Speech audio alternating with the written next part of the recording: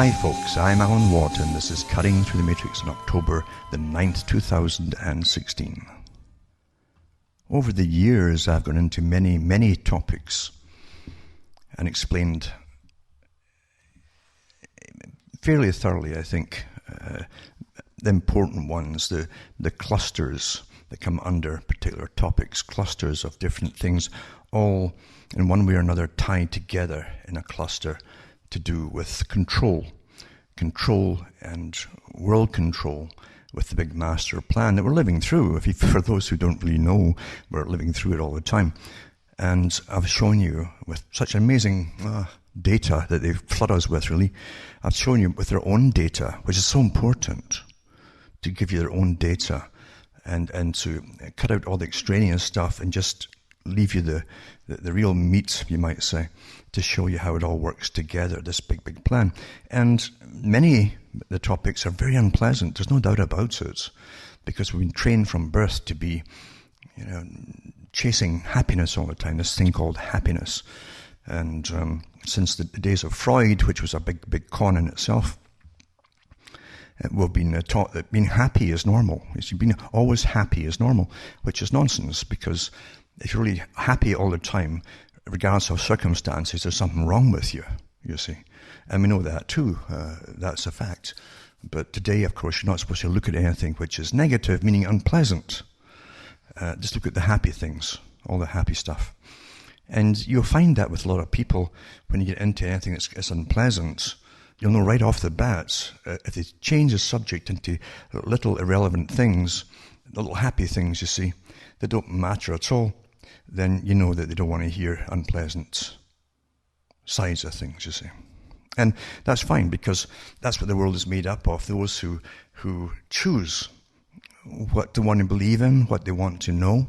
And I mean that. They choose what they want to know. They choose what they'll... And remember, belief in itself, generally is like faith. It's not something you can just prove, you see, generally. Except the person who believes in it. That's where faith comes into.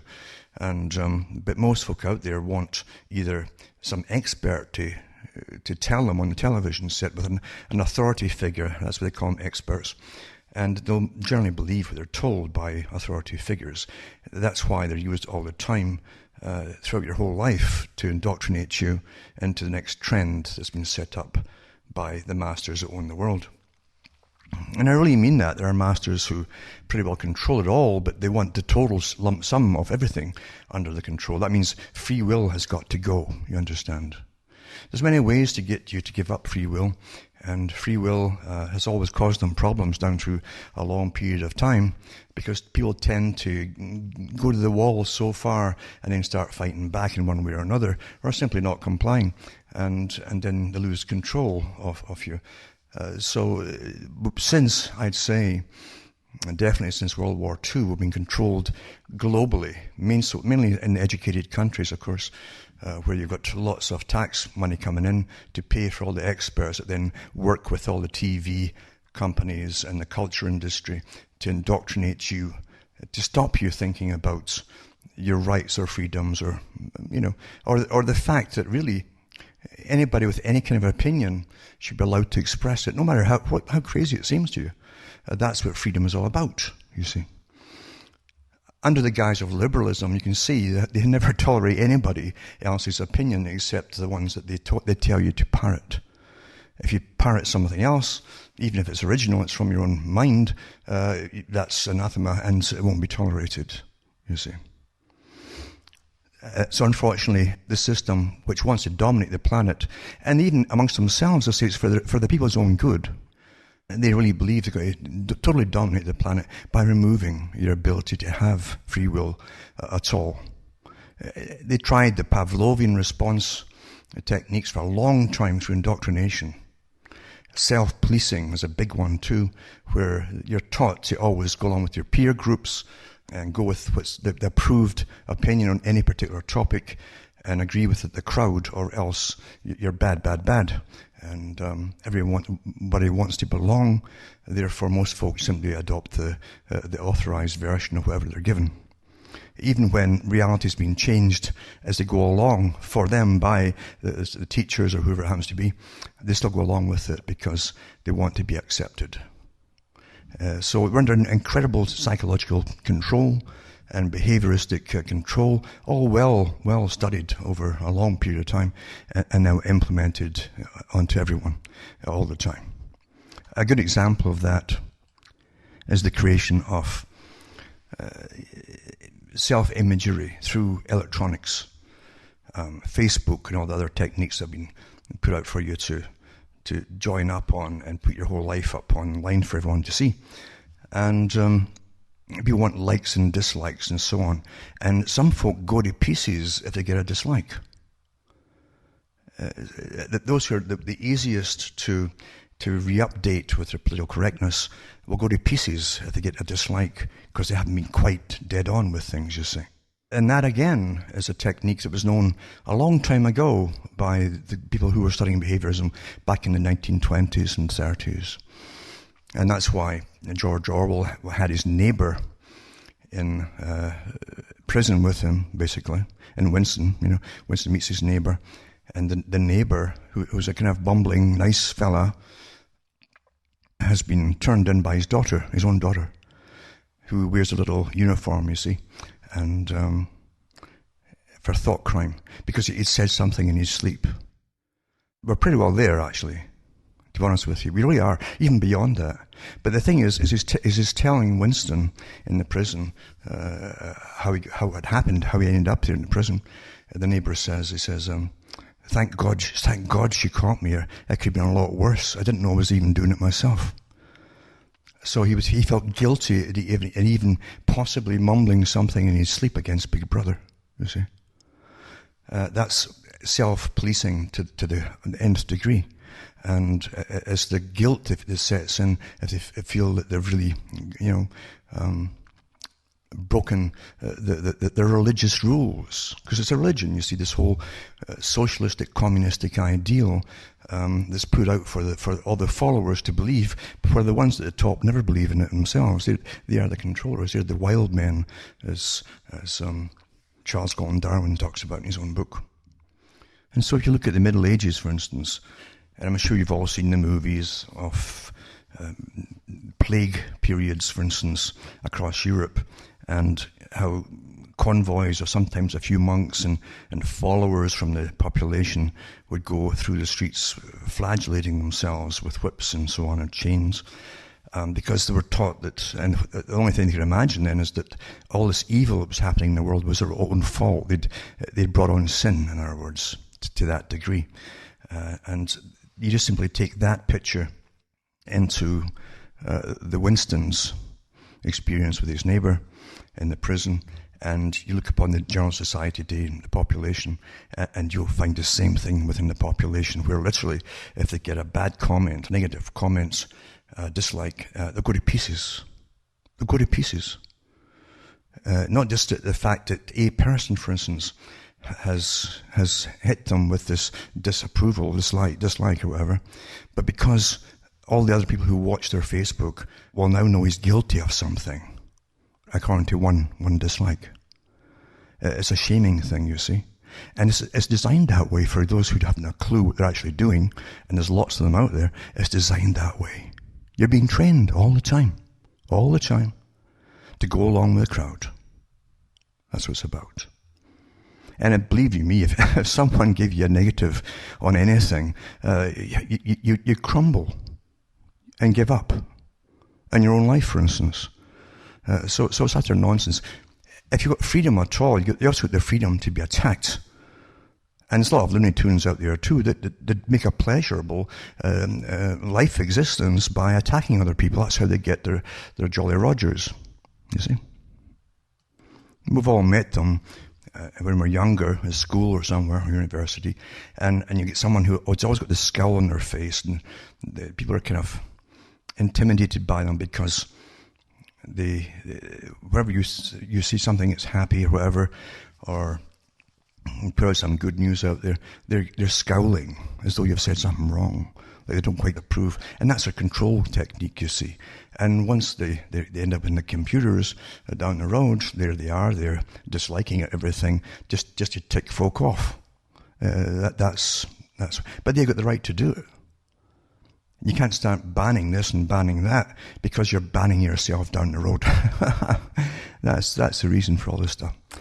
So tonight, I'm talking about many of the talks I've given in the past with particular topics that all fit together for the control system that we're under, this very well-designed scientific control system. Mind you, it's easy to do. That's what the United Nations was set up to do, was with the different departments in it, one for education and so on, and all the other departments underneath it, which really are all private clubs. They're all, like the World Bank is a private group set up by the CFR, Voluntary for International Affairs Group. So the masters at the top, that even the lower members don't know who they are. The masters at the top own the IMF, they own that, they own the World Bank, the Bank for International Settlements, and so on. That's how it's run. But they give themselves beautiful titles to make you think it's actually the world, this vague thing called the world that owns it all, which is nonsensical. No, it's private, folks. The United Nations is private as well. It's a private corporation, you see.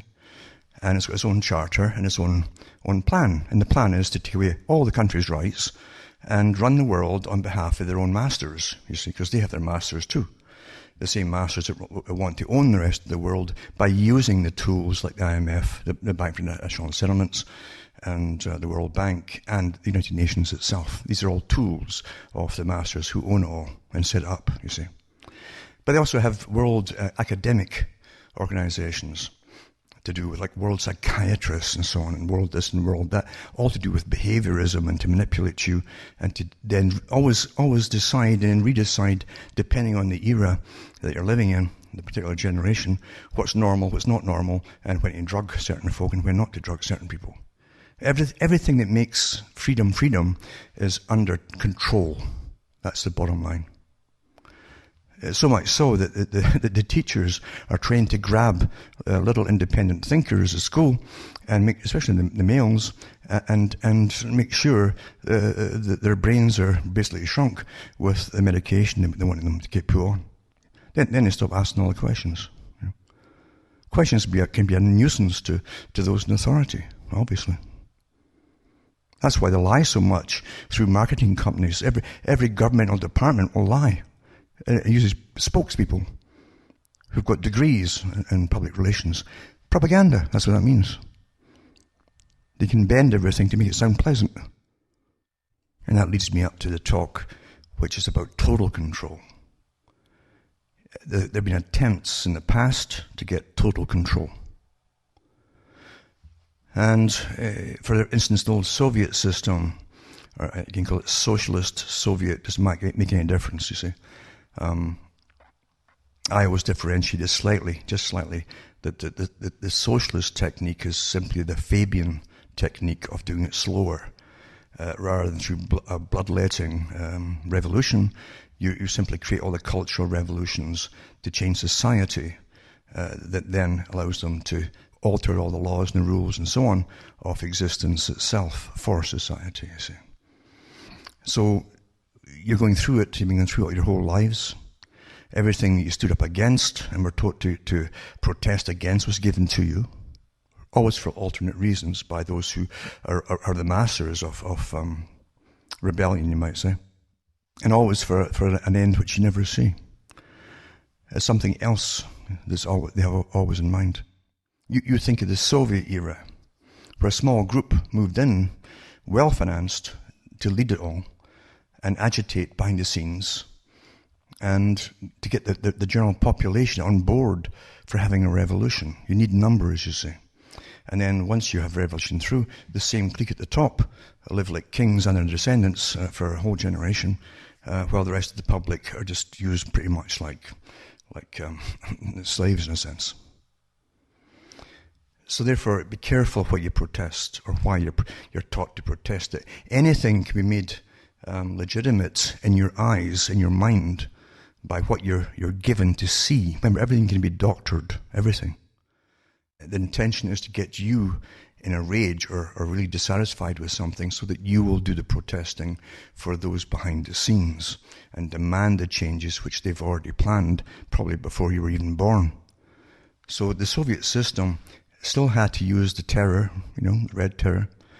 And because of that, it's hard to hold on to legitimacy over a long period of time using terror and fear. The Fabian technique is far superior because most folk don't know that there's even a revolution going on every so often in their own lifetime, cultural-wise, sexual-wise, all the other ones you're given to follow, you see. All planned by the same people. Right down to the music that you sing, and play and so on. So you're constantly being updated, you might say, by your programmers in a system, for a system which you don't even understand. You think you do, and that's the beauty of, especially when you're young, because we've all got amazing egos, and we don't listen to anybody when we're young, you see. And we think that no one could possibly condition our brains because we're in charge of ourselves, you see, and nothing can be further from the truth. You're dealing with experts who have studied us for generations, many, many generations. And they test it all out, the techniques on small test groups, and then use it upon the rest of the world all at once, you see. So total control is pretty well here. It's not being used by bayonets and guns and so on. It's been done by your consent. A whole generation pretty well has been brought up with loving the panda bears and all the other things they show you to love and so on. And we're destroying the whole world. It's all your fault and my fault. And we're doing it all, nasty, nasty people. And therefore, it's got to end, you see. And it has to end by you giving up all your rights to save the world. All your rights. And letting the same managers that profited from any destruction that really happened in the world, the same managers be in charge of this part of it too. It's always the same folk, That's why all the big corporations are signed on with the whole agenda for carbon taxes and you name it. They're all on board with it. Because the real military-industrial complex is owned by the same folk that own every other complex. And there's only one group that's in charge of everything. And so they own the military-industrial complex, and they own all the other big corporations too that are international. And they do. They actually do. The top ones are the biggest bankers on the planet. And I remember watching a documentary on this, and someone was given a chance to actually see who owned so many of the military-industrial complex corporations, and they're all under one particular big, massive bank. And this bank, remember, can change its name anytime it wants to, as it has before. So this is part 3 of Real News is Sparse, Usual Threatening Kind. Sign every agreement or be left behind. Being left behind is how they threaten populations to go along with things, or you'll just starve to death, or whatever it happens to be, free trade, you name it. It's always the same story, you see. Fear. So give up all your rights and your decision-making abilities and to save the world, or you're all going to die. That's the techniques that are used, you see. And I'm not kidding about that. I've read countless stories, and it depresses me too, just going over them and over them over years, because I've given you quotes from the top people who give you the scariest stories, admitting that they create scary stories to terrify you so you go along with things and give up your rights and freedoms. If you know where to look, they always find that they're fairly open about it too. Because they like to boast. Psychopaths love boasting, and that's the way it is. And an example of it too is the scariest stories is this one here. And you'll find that, it's from Obama. Remember, the thing is climate change, right? All the countries pretty well have just re-ratified or totally ratified, supposedly, the Paris Treaty. That was the last stage of this last bunch of rounds as it went round, on how we must change the whole world and act together, and bring in all the cons, including the new taxation system and so on. But Obama predicts submerged cities. Oh, here we go with that again, submerged cities. Mass migrations. Oh, well, we cause mass migrations because the US brings most of it on through all of his wars. and food supplies decimated. Well, they've been putting farmers out of business for the last 50, 60, 70 years by making conglomerate farms to feed the world, is like they call it. And they can only do that by getting rid of all the local farmers that normally fed their own part of the world. That's how it works. So if we don't act boldly on climate change, we're going to have all these nasty, terrible things happen. Oh, my God. And you can trust Obama. I mean, all politicians are fantastically well known for telling the truth, right? But that's the nonsense you get fed. Now, there are a bunch who are all giving you scary stuff on, you got to stay, Britain's got to stay in the European Union, this big mafia, or they don't be left behind and all, they'll just starve to death. No one will trade with them. Wasn't that blackmail? Threatening. Does anyone really like to be threatened? Huh? But see, if you threaten, a threat's always got a semblance of fear attached to it. If you don't go along with what we want, the small group, you see, you're all going to starve to death because no one's going to trade with you.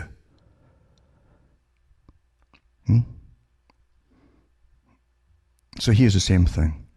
If you don't give up all your rights to decide yourself where you want to work, what you want to work at, if you even want children to get born of your own children, you're going to eventually have to go to get permission, etc., etc. All this stuff. This is all part of this big agreement. For those who don't get it, and I've read books years ago on this stuff, and I have talked on the radio for years and years and years as well, from the guys who helped create the present part of this culture you're now living through right now. They talked openly about this. Total control from birth to death. And they mean it, folks.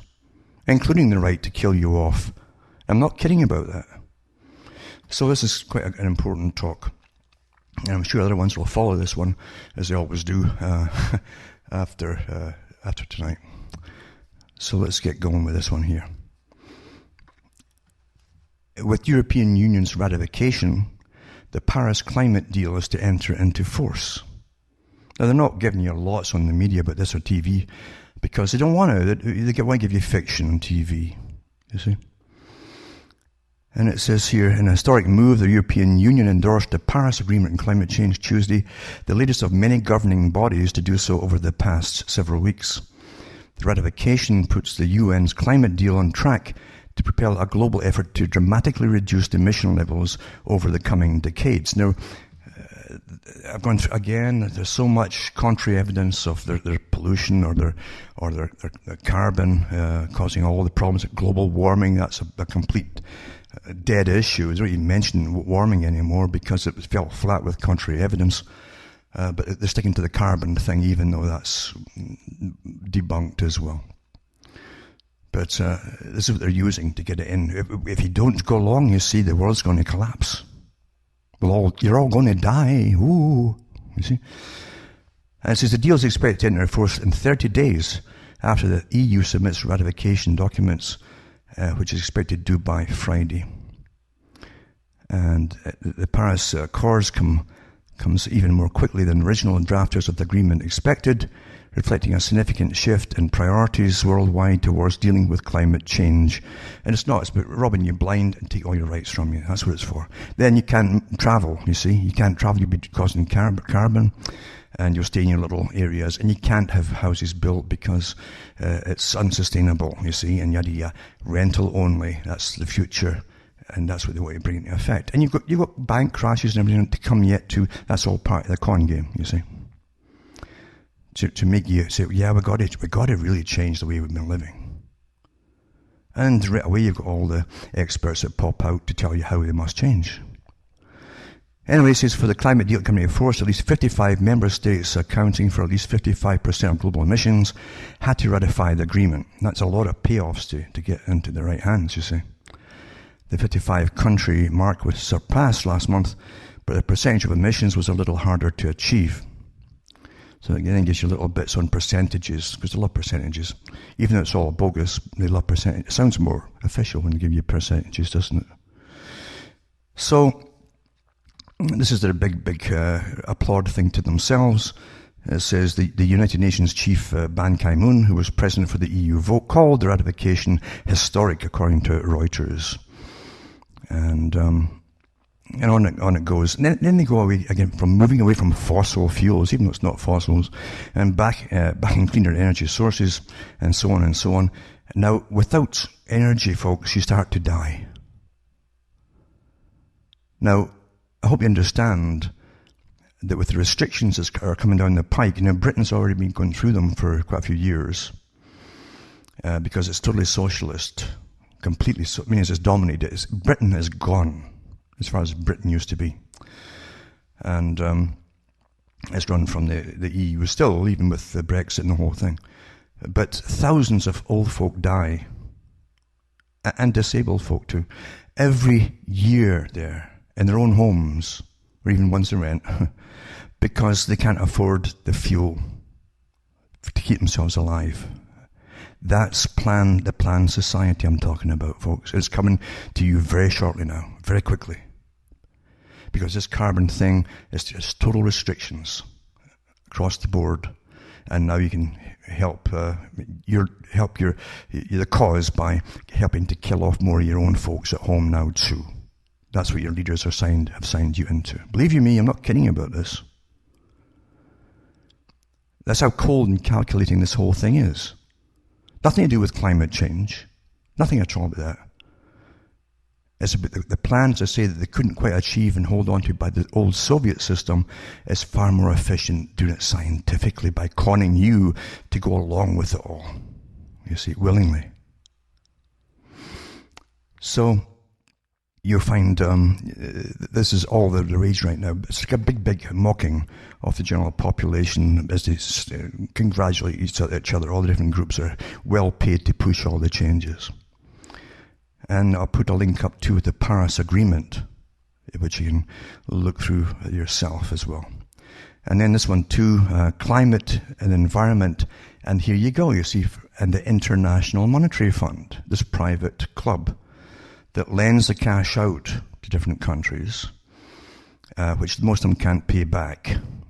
And you put the countries down that's given it out, whether it's the US, Canada, or Britain, or whoever, as the guarantor. So as the countries that can't pay it back, the loans back, default, then you, the taxpayers, pay up anyway. It's a win-win for this big private group called the IMF. And they're not altruistic, believe you me. It's a profit thing, yeah, big time.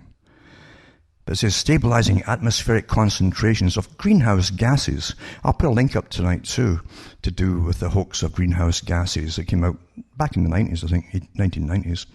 And to show you the farce of it all then too. Because they tried the coming ice age a long time ago.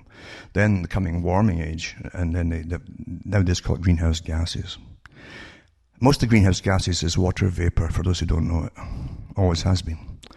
So it will require radical transformation of the global energy system over coming decades.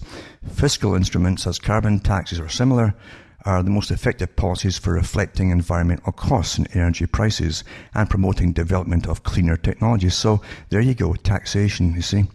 Instruments, carbon taxes, you see. You understand, it's quite simple.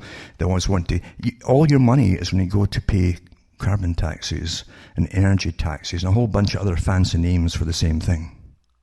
You see, until you're into what's the other thing that they wanted the United Nations? Austerity.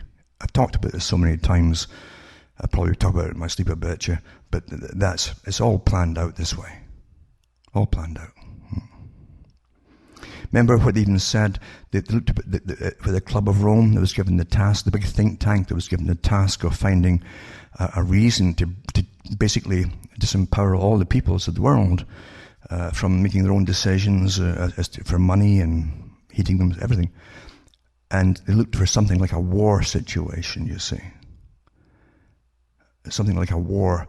And so what's better than, they even looked at UFOs and things like, what can make them believe? An invasion of some kind, like a war, to get them all on board. Well, we're all going to die because it's in the air, it's above you, it's around you, it's everywhere. You see. And this is what they hit on. Carbon. Global warming, blah, blah, And that's what, and you think that all the entertainment out there is just for, no, it's not. It's for programming you. Because they get it into all their movies and all the latest updates and so on. They get paid for putting updates into all the movies and even in their paperbacks and everything else, novels and so on. Not kidding you. It's a fact. Anyway, so the IMF focuses on the fiscal, financial, and macroeconomic challenges. So how much are they going to leave in your pocket, in other words, so you can feed yourself? And can you heat yourself? It'll depend, too, on your status in society. How important are you to society? I'm not kidding about that. And then this one here. Another one, International Monetary Fund investment, and it gives you all different, how to price the carbon and so on. See? So changeable weather is a global problem. Well, that's why we used to always have the weather stations and things, and on the news you get the weather, because the weather sometimes rains, sometimes it's dry. That's always been that way since as long as the earth has existed. But now it's a big scary thing. Oh my God. There've always been hurricanes, tornadoes in certain countries. Always. Anything happens now, it's the first time it's ever happened. Oh my God, it's awful. Scary stories, scary scenarios. Ooh, you see? That's what it's all about. So anyway, they tell you how to price it all. And so the big corporations, they're simply sub-corporations of the big world corporation, will be having all this money flooding in as they trade carbon, you see.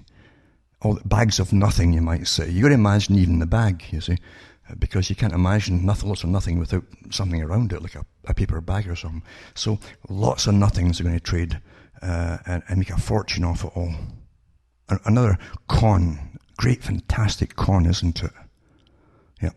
And then you can even work out by paying some con man who is good at figures, who can bamboozle anybody with just with figures. Because most of you switch off when you start hearing complicated figures, you see.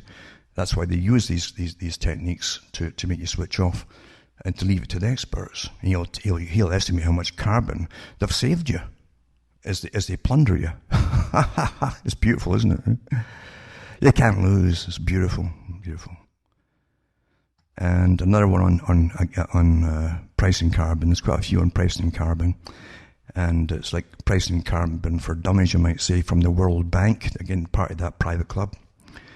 And they say here too, it's from the World Bank to end poverty and for a world free of poverty. Because these guys who are stinking rich and who've plundered nations and slaughtered nations too, and that's how they got the United Nations in to start with, and the World Bank, they really are concerned about you being poor, They're really humanitarians and philanthropists by heart. And also I'm going to put in the European Union Industry Committee reaches compromise on carbon market reform. Quite amazing, isn't it? Lots of nothing. There's a song about that, isn't it? I got plenty of nothing, and nothing's plenty for me. Now let's go back to this article to show you how ridiculous it all is. And you're going to be sick of this in the future, as that's all you're going to hear in the news eventually, when this is completely in force and it'll be daily news. I mean, it's worse than derivatives and all the rest of it and all the other rackets and cons that are out there. But it says here, members of the EU Industry Parliament Committee have reached a compromise on reforming the bloc's carbon market, favouring a Commission proposal for the rate at which permits should be removed, an EU carbon policymaker said. So you're an EU carbon policymaker. It must be the high priest, you say. And the committee met in Strasbourg to discuss a report on how to reform the emissions trading system, which is designed to make big polluters pay. That's you. That's all you folks, if you don't know it, for their emissions. However, a surplus of carbon credits following the economic crisis has weakened the prices. Can you believe that? A surplus of carbon credits. This is all their bets and gambling following the economic crisis. The bankers that own it all has weakened the prices. I guess the carbon's still there, but the prices have been weakened. So under the current ETS trading phase, which runs from 2013 to 2020, the majority of carbon permits are sold through government auctions, with most of the remainder given free to industry. So the big industry gets it all for free, folks. Even the credits, they don't have to buy them to start off their gambling. It's like chips at a table at gambling casinos. They're given free credits to start it all off. Millions of dollars each of your tax money. Isn't that beautiful? So they can get a profit on it down the road. Reform proposals seek to tighten the amount of carbon permits overall as part of the EU's policy to implement a landmark global climate deal. That was done, you see. That's the Paris Agreement. This was written before, which would take effect after support from EU nations took it across an important threshold on Wednesday. Well, that's passed now. Now, the 4 biggest parliamentary groups are on board, and now it's a done deal, said the Swedish European Parliament member, Fredrik Federley, who drafted the industry's committee's proposal for ETS reform. And they'll reach the climate targets of 2030 with 2.2 linear reduction factor. See, that's an expert talking. He's got down to fractions, you see, and decimal points. He said, referring to the 2.2% annual rate at which carbon permits will be removed from the carbon market from 2020 to 2000. It means nothing to us. All you have to do, remember, is when you get your new carbon bill in and tax, then you better pay it fast or you'll lose everything. You know. Anyway, it says, here's one by Merkel, Angela Merkel, who's a total little puppet of the globalists, as everybody out there in front people, or all are, actually. Says, we support a price on carbon. Growth and climate protection can go hand in hand. So we can grow at the same time as we've got to shrink, because the more we grow, the more carbon you put out, you see. So you can have it both ways, you know. This is the big lie, of course. And they're awfully good at giving us this sort of nonsense. You can have it all. You can have it all, honestly, yeah. Climate change poses a great danger to us all. It means that we need to limit harmful greenhouse gas emissions effectively. Yeah. And so economic incentives are a good way to achieve the goal. And so, but they don't mention about the fines, which are to threaten you into, to coerce you into going along with it all. And so it's a PR piece. Everything you read, actually, unfortunately, is a PR piece done by their masters and their bosses. But by 2050, it says we want to have reduced greenhouse gas emissions by 80% to 95% compared with 1990 levels. That would mean that most of us will be dead, you understand, to achieve this ridiculous nonsense of a goal. And even if we all died off, it isn't going to change the carbon levels, folks. It really isn't. Because the carbon comes off of everything out there that's alive, trees, grass, you name it. Everything takes it in to renew it with oxygen. Anything that's green does that. And also it reverses it at night too. So it goes back and forth. So it's all nonsense. And it ain't going to change the temperature at all, as other studies have shown. So the country's positive economic development shows that technological progress and growth can go hand in hand with climate protection. What a rubbish, eh? Yeah. This is why Germany is supporting an initiative putting a price on carbon. They're all on board with it, and it's all the same article across in every nation. Same thing. Every nation. Same piece, basically. And Canada's Minister of Environment, Catherine McKenna, meets with the business leaders from across the Canadian economy who've committed to being private sector partners. That's beautiful, isn't it? The private sector partners of the Carbon Pricing Leadership Coalition, the CPLC. I love these terms. Oh, CPLC. And so nearly 20 Canadian companies sign on to the Carbon Pricing Leadership Coalition today. Yada, yada, yada. And they're all happy about it. It's wonderful. They're going to save the world. Yeah, I love the bureaucraties.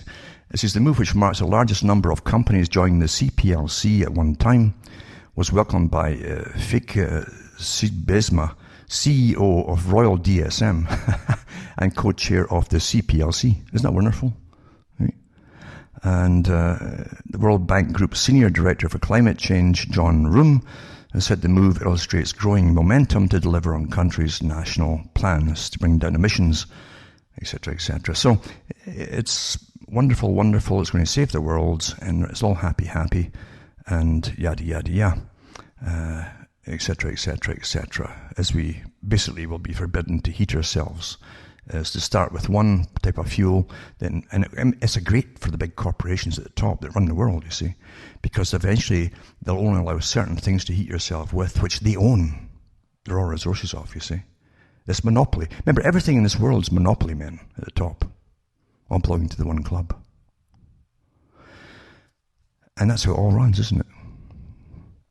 So Canadian government says it will implement a nationwide carbon tax by 2018. There you go, 2 years. And it says Canada's Prime Minister Justin Trudeau has given the country's 10 provinces and 3 northern territories 2 years to begin implementing a comprehensive tax on carbon emissions as part of his government's pledge to adopt strong new national policies to combat climate change. He outlined the plan Monday in the House of Commons, calling for an initial levy of $10 per metric ton of emissions in 2016, about 7.60 in the US dollars. That would rise in annual increments to $50 a ton by 2022. And provinces opting out of the carbon tax would have the option of adopting a cap and trade system, but only if it could be shown that such a plan could achieve even bigger limits on emissions. So there's no choice at all. Either way, provinces would be required to adopt programs to help ensure Canada achieve a goal of reducing greenhouse gas emissions by 30% from 2005 levels by 2030. So there you go. They'll have all these inspectors going around the countries with little meters and that, and their calculators there to decide how much you're producing and all that stuff, and you get taxed and taxed and taxed. What a great massive amount of money they're going to get on that for the top. Just great money, that fantastic. But what a control factory. And they just never stop. You understand, this is not going to stop, because the whole point of it all is total control over life and death, beginning to the end, the alpha and omega of every single creature on the planet, and all humans, right down to if you'll even allow you to be born in this sector, because, well, that sector has already reached its limit, you know. So anyone who's pregnant from now on will have to be, and I'm not kidding about this, you're going to hear this in the future. Not too far off either, folks. It doesn't take long now.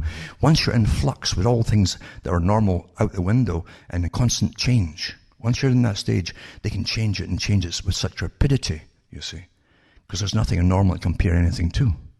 So when they eventually say, there's just too many folk in that sector, and you're over by XYZ point so-and-so's of a percentage, then we're going to kill off so many folk there, and definitely abort and sterilize and so on. I'm not kidding you, folks. And by training you in the right behaviorist techniques to do so, to obey, then you'll comply. Most folk will comply. In fact, they can get folk to turn against you if you don't. Look at China. Look at this stuff they've learned in China, for instance. The Great Collective, you know. Where for years and years and years, and I don't know if it still happens yet, the local people in villages who were all brainwashed would turn on someone who they found was pregnant for the second time, for a second child. They'd turn on them for being antisocial and taking food away from the folk who need it. You see? The mob turns on you. Unfortunately, they get the mob to turn on you for anything that's politically correct or incorrect today. It works awfully well. So the behaviorists have been studying us like minutely for so long. It's incredible. It works very, very well, all these techniques. And now you're going to have massive guilt for I did, you know.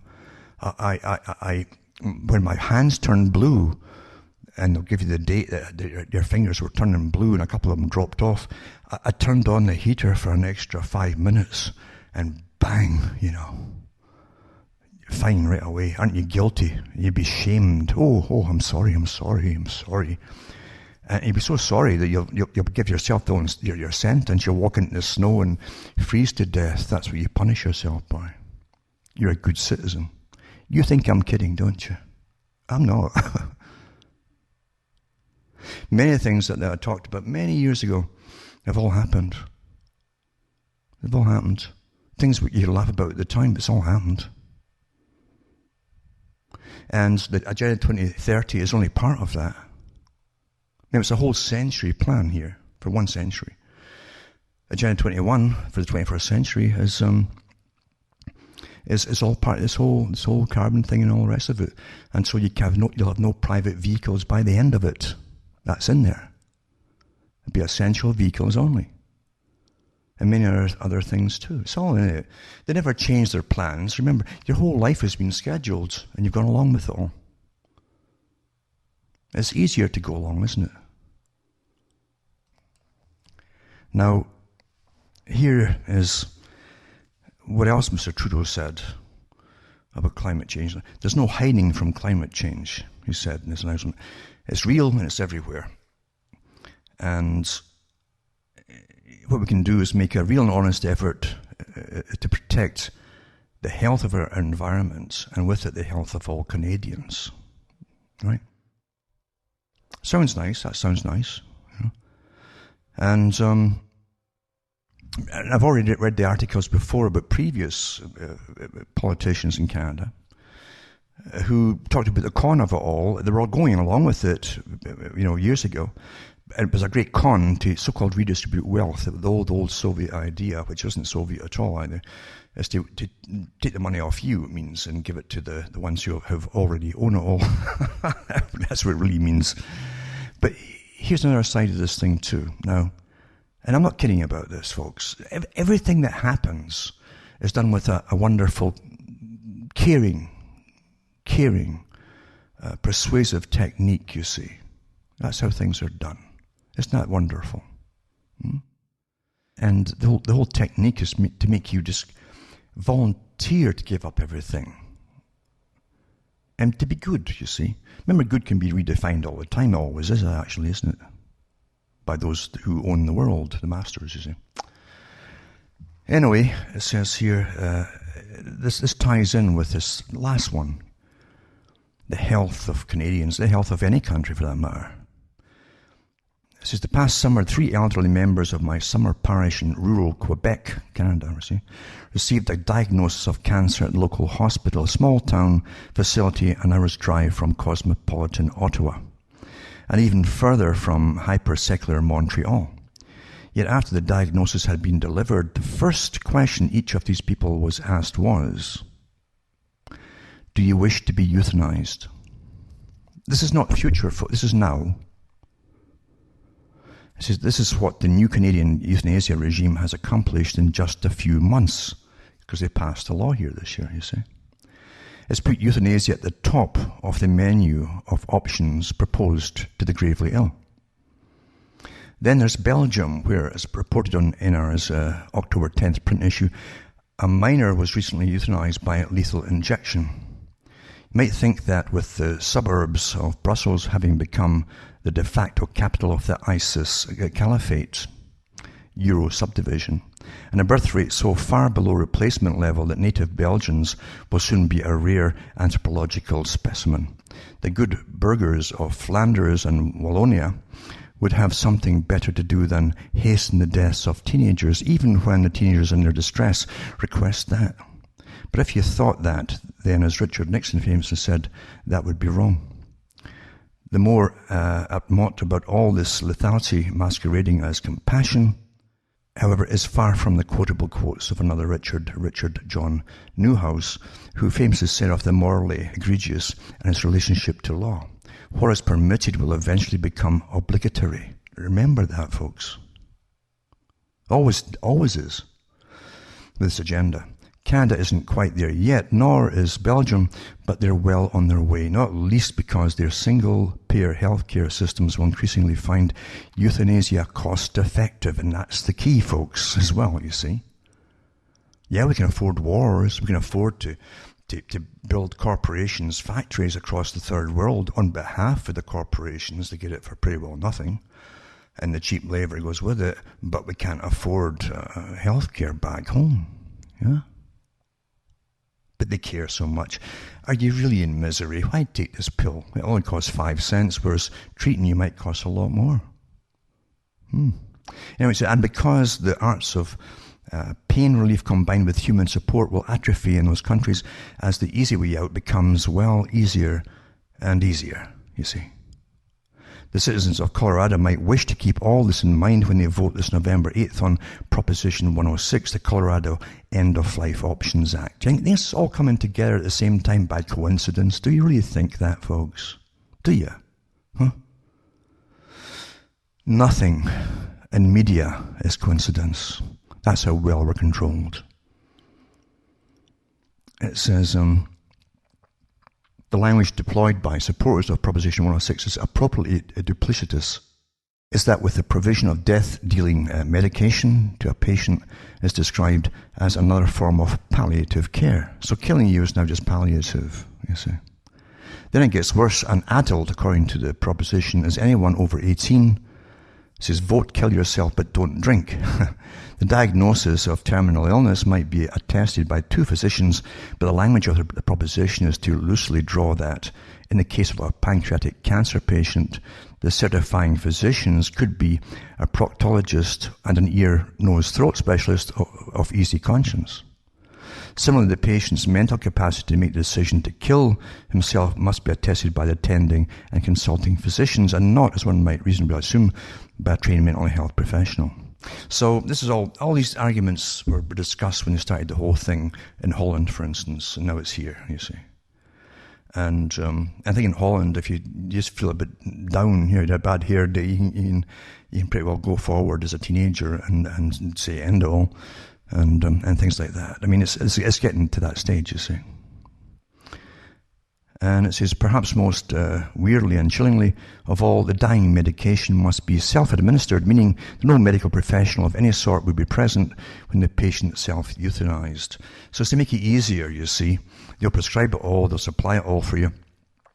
And then you take it yourself. Then they can't put any bit upon murder. I guess it's easier that way for the physicians. Then they can have their conscience is clear, you see. Well, I didn't kill them. I just gave them the pill, you see. And that's how it goes. Such hypocrisy in human nature, isn't there? Yeah. Especially when it comes to money and status and certifications.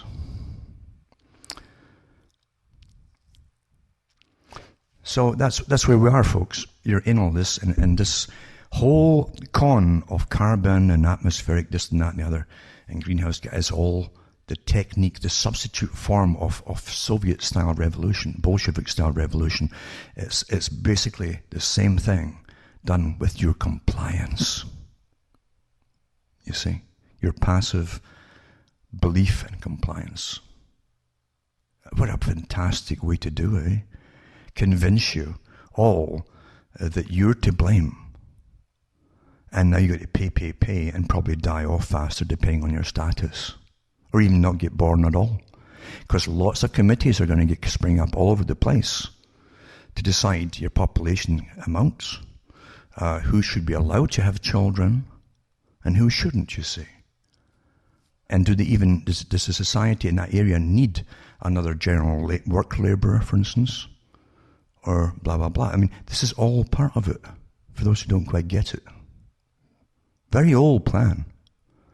The totally planned and controlled society by those at the top, the wild men that Charles Gordon Darwin talked about, themselves, the masters that run it all, you see. That's where we are with all this stuff. Not joking, it's here. But this is what a fantastic deal this is.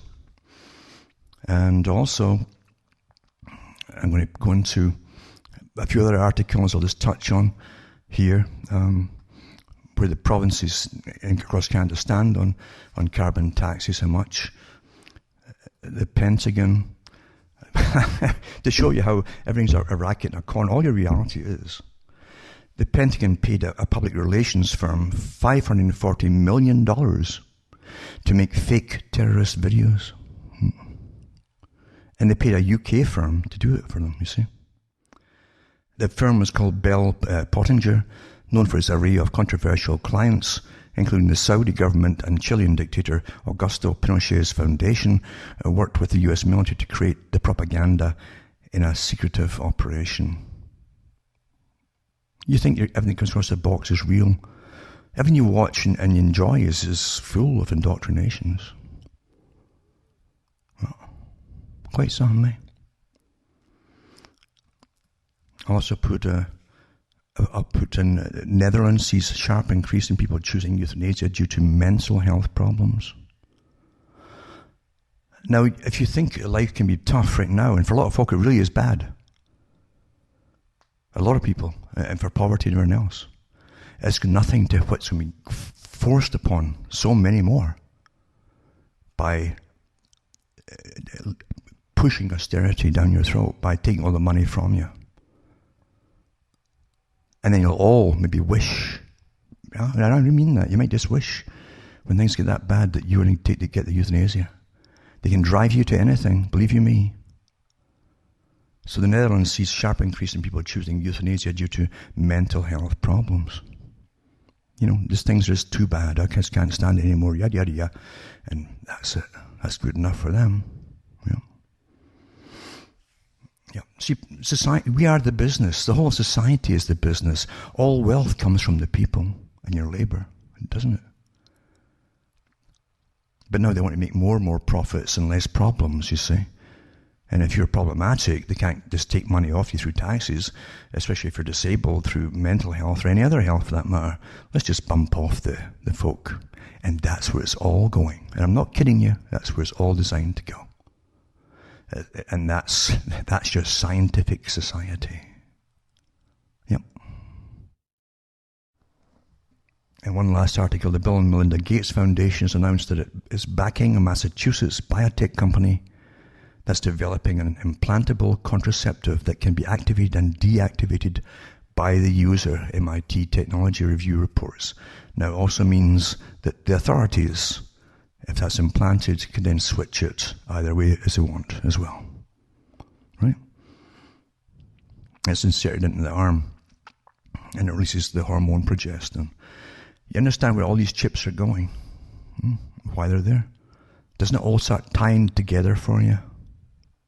It's not good news, but it's nothing that terrifies me because I've known all this stuff for a long time. Some folk watch their football games. I watch, which was really relevant to life itself. And that's the sad truth of it. But I don't do what I'm doing because it's all bad news. As I say, there's a lot of folk out there now that's definitely get back to me. And they stop blaming themselves and feeling really bad about being a failure or whatever, according to life's, the system's grand tally board and scales and so on, when they realize something's very, very wrong. And now they know what's wrong. It's not their fault at all. That's how things really are. And so for those who really can handle the bad news and it actually helps their sanity, it's all for the best. Rather than being ignorant and compliant and quietly going the way of euthanasia according to your master's wishes. From myself, Alan Watt, from Ontario, Canada, it's good night to me. Your God or your gods go with you.